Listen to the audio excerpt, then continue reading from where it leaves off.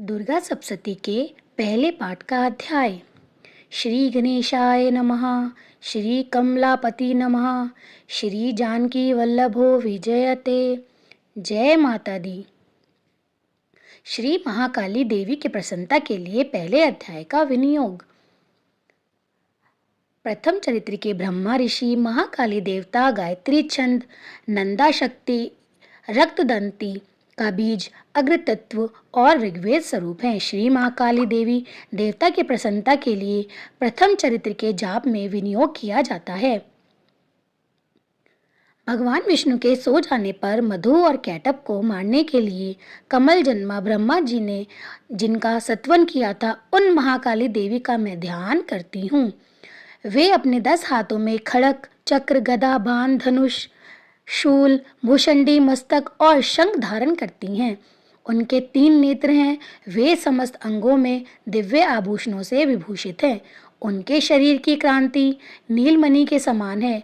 वे 10 मुख और 10 पैरों से युक्त हैं।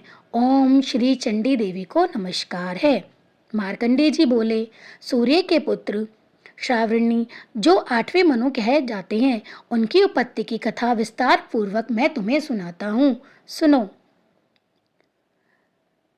पूर्व काल की बात है। सूरत नाम का एक राजा था। वो चैत्र वंश में उत्पन्न हुए थे।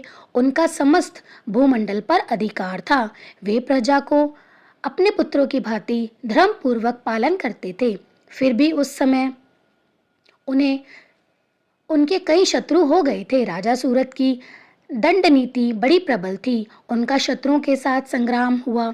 यद्यपि पूरा कुलावंशनी संख्या में कम थे, तो वे राजा सूरत युद्ध में उनसे परास्त हो गए थे। तब वे युद्ध भूमि से अपने नगर को लौट आए और केवल अपने देश के राजा होकर रहने लगे। पृथ्वी से अब उनका अधिकार जाता रहा, किंतु वहां भी उन प्रबल शत्रुओं ने महाराज सूरत को पर आक्रमण कर दिया। राजा का बल क्षीण हो चुका था, इसलिए उनके दुष्ट और दुरात्मा मंत्रियों ने भी उनकी राजधानी पर और उनके खजाने पर अपना हक जता लिया था। सूरत का प्रभुत्व नष्ट हो चुका था, इसलिए वे शिकार खेलने के बहाने घोड़े पर सवार होकर वहां से अकेले ही घने वन और घने जंगल के लिए निकल गए। वहां उन्होंने मेघा मुनि का आश्रम देखा, जहां कितने ही हिंसक जीव अपने स्वाभाविक हिंसावृत्ति छोड़कर परम शांत भाव से रह रहे थे। मुनि ने बहुत से शिष्य उन पर वन की शोभा बढ़ा रहे थे। वहां जाने पर मुनि ने उनका सत्कार किया। उन मुनि श्रेष्ठ के आश्रम में राजा सूरत इधर उधर विचरते हुए काल तक वहीं रहे। फिर ममता से आकर्षित होकर उस आश्रम में इस प्रकार चिंता करने लगे कि मेरे पूर्वजों ने जिनका पालन किया था, जिनका ध्यान रखा था, वह नगरी मेरी कैसी होगी। मेरे बिना उसकी कौन रक्षा कर रहा होगा। जो सदा मद की वर्षा करने वाला और शूरवीर था, वह मेरा प्रधान हाथी अपने शत्रुओं के अधीन होकर न जाने किन कृपा, धन और भोजन पाने से सदा मेरे पीछे पीछे चलते थे। वे निश्चय ही दूसरे राजाओं का अनुशासन करते होंगे। उन लोगों के द्वारा खर्च होते रहते कारण अत्यंत कष्ट से जमा किया हुआ मेरा खजाना भी चला गया होगा। यही सोचते सोचते राजा सूरत पूरा दिन रात व्यतीत कर रहे थे। एक दिन उन्होंने वहां मेघा मुनि के आश्रम के निकट एक वैश्य को देखा और उससे पूछा, भाई तुम कौन हो? तुम्हारे यहाँ आने का कारण क्या है? तुम क्यों शोकग्रस्त और अनमने से दिखाई दे रहे हो?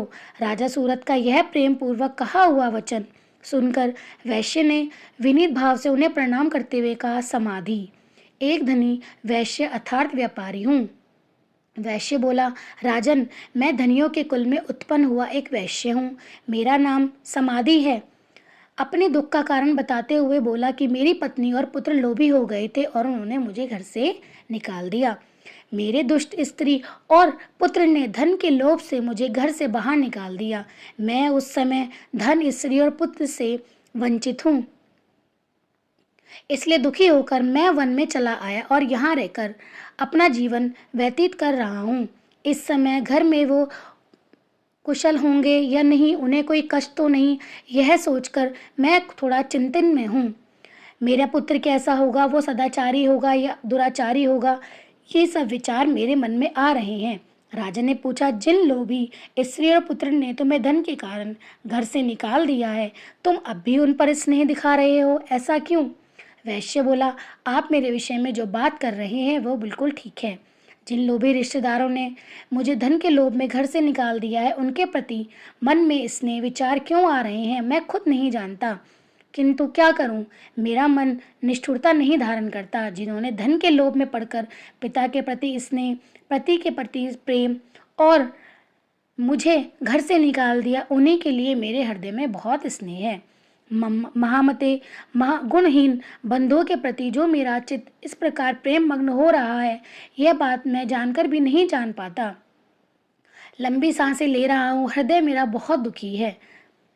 उन लोगों के प्रेम का स्वतः अभाव है, जो भी उनके प्रति जो मेरा मन निष्ठुर नहीं हो पाता, इसलिए मैं क्या करूं? फिर मार्कंडेय जी ऋषि कहते हैं, तदंतर राजाओं के श्रेष्ठ सूरत और समाधि नामक वैश्य दोनों साथ साथ मेघा मुनि की सेवा में उपस्थित हुए और दोनों ने उनको प्रणाम कहा। प्रणाम करते हुए बोला कि मैं अपनी चिंता आपसे बताना चाहता हूँ कि हम दोनों ही अपने देश से और अपनी पत्नी से दूर हो गए और उन्होंने हमें धन के लोभ में आकर निकाल दिया। फिर भी मेरे मन में उनके प्रति प्रेम और स्नेह है, क्यों? यह बात सुनकर ऋषि बोले, महाभाग, विषय मार्ग का ज्ञान सब जीवों को है, प्राणियों के विषय में अलग अलग है। इसी प्रकार हम सबका हृदय भी अलग अलग है। कुछ जीव ऐसे हैं जो दिन रात रात्रि में बराबर ही देखते हैं। ठीक है, मनुष्य समझदार होता है, किंतु केवल वो ही ऐसा नहीं करते, प्राणी भी मनुष्य की तरह समझदार होते हैं। पशु पक्षी और मृग, यदि सभी प्राणी समझदार होते हैं, मनुष्य की समझ भी वैसी ही हो जाती है जैसे कि मृग और पक्षियों की होती है। जैसे मनुष्य की होती है वैसे ही मृग पक्षी आदि की होती है। प्राय दोनों में समान ही है। दोनों ही अपने बच्चों के मुंह में पड़े हुए होते हैं। समझ होने पर भी इन पक्षियों को देखो, वह स्वयं भूखा और पीड़ित रहकर अपने बच्चों को अपने चोंच में दाने फंसाकर उनको खाना खिलाते हैं। यद्यपि अब उनमें समझ की कमी नहीं है, लेकिन वे संसार की स्थिति और जन्म मरण की परंपरा बनाए रखने के लिए भगवती महामाया प्रभाव द्वारा ममता में भंवर से युक्त मोह के घेरे गत में गिराए जाते हैं। इसलिए इसमें आश्चर्य नहीं करना चाहिए। जगदीश्वर भगवान विष्णु की योग निद्रा रूपा जो भगवती महामाया है, उन्हीं से यह जगत मोहित हो रहा है। भगवती देवी से ही मोह के बंधन और बंधनों से मुक्त दोनों बातें हैं। वे भगवती महामाया देवी ज्ञानियों के विचित को बलपूर्वक खींचकर मोह में डाल देती हैं। वे ही संपूर्ण चराचर जगत की सृष्टि करती हैं और जब वो प्रसन्न होती हैं तो मनुष्यों को मुक्ति का वरदान प्राप्त कराती हैं। वे ही पराविद्या, संसार बंधन, मोक्ष हेतु सनातनी देवी और संपूर्ण ईश्वर की आदित्री राजा मेधा मुनि को देवी महामाया के बारे में विस्तार पूर्वक से बताने के लिए कहते हैं। राजा ने पूछा, भगवान, जिन्हें आप महामाया कहते हैं वह देवी कौन है? कृपया करके आप उनके बारे में मुझे बताइए। ब्राह्मण, आपको अभिभाव कैसे हुआ? उनके चरित्र कौन कौन है? वो उनका मुख कैसा है? मैं ये आपके मुख से सुनना चाहता हूँ। ऋषि बोले, राजन, वास्तव में वो देवी नित्य स्वरूपा ही हैं। संपूर्ण जगत उन्हीं का रूप है और उन्हें समस्त विश्व को व्याप्त कर रखा है, लेकिन उनका प्राकट्य अनेक प्रकार से होता है, वह मुझसे सुनो। यद्यपि वे नित्य और अजन्मा हैं, सभी देवताओं के कार्य सिद्ध करने के लिए प्रकट हुई हैं। उस समय लोक में उत्पन्न उनको महादेवी कहा गया है। प्रलय के अंत में संपूर्ण जगत जल में डूबा हुआ था। उनके प्रभु भगवान विष्णु शेषनाग की शैया बिछाकर योग निद्रा का आश्रय ले शरण कर रहे थे। उस समय उनके कानों के मैल से दो भयंकर असुर मधु और कैटब निकले, जो दोनों ब्रह्मा जी का वध करने को तैयार थे। प्रजापति ब्रह्मा जी ने उन दोनों भयानक असुरों को अपने पास आया देख भगवान को सोया हुआ सोचा कि मुझे अब कौन बचाएगा। एकाचित होकर ब्रह्मा जी भगवान विष्णु को जगाने के लिए उनके नेत्रों में निवास करने वाली योग निद्रा की स्तुति करने लगे, जो भगवान विष्णु को सुला रही थी। उस विश्व की आदेश्वरी, जगत को धारण करने वाली, संसार का पालन और संहार करने वाली देव स्वरूपा भगवान विष्णु की अनुपम शक्ति है। उन्हीं भगवती निद्रा देवी की ब्रह्मा जी स्तुति करने लगे। ब्रह्मा जी ने कहा, देवी, तुम्ही स्वाहा, तुम्ही स्वंदा, तुम्ही कार हो, स्वर भी तुम्ही हो, तुम्ही स्वरूप हो, ओंकार भी तुम्ही हो, तीनों माताओं की देवी का स्वरूप तुम ही हो। तुम्ही जीवन दायिनी सुधा हो, नित्य अक्षर प्रणव हो, अकार, उकार, मकार, इन तीनों मात्राओं के रूप में तुम स्थित हो। इन तीन मात्राओं के अतिरिक्त जो बिंदु रूपा अत्यंत धर्मात्मा जिसके विषय रूप में उच्चारण नहीं किया जा सकता वो तुम ही हो। देवी तुम ही संध्या सावित्री परम जन्मनी हो। देवी तुम ही इस विश्व ब्रह्मांड का धारण करने वाली हो। तुम ही जगत की सृष्टि हो। तुम्ही महाविद्या महामाया महामेधा महासरस्वती महामोह महादेवी महासुरसुरी माँ तुम ही हो। तभी भगवान श्री हरि ने उठकर उन दोनों के साथ 5000 वर्षों तक युद्ध किया। दोनों भी अत्यंत बल के कारण उत्मन हो रहे थे। वे महामाया ने उन्हें मोह में डाल दिया था।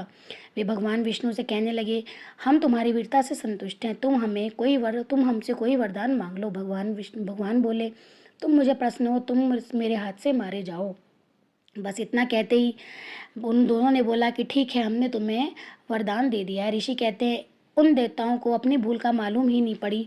उन्होंने देखा कि सब जगह पानी ही पानी, कहीं सूखा स्थान नहीं दिखाई दे रहा था। कल प्रलय अंत में संपूर्ण जगत जल में डूबा हुआ था।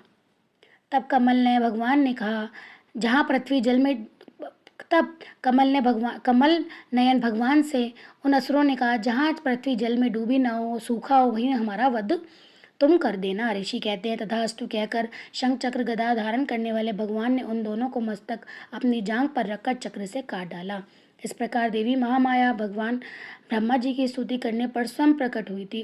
अब मैं तुमसे उनके प्रभाव का वर्णन करता हूँ, सो सुनो।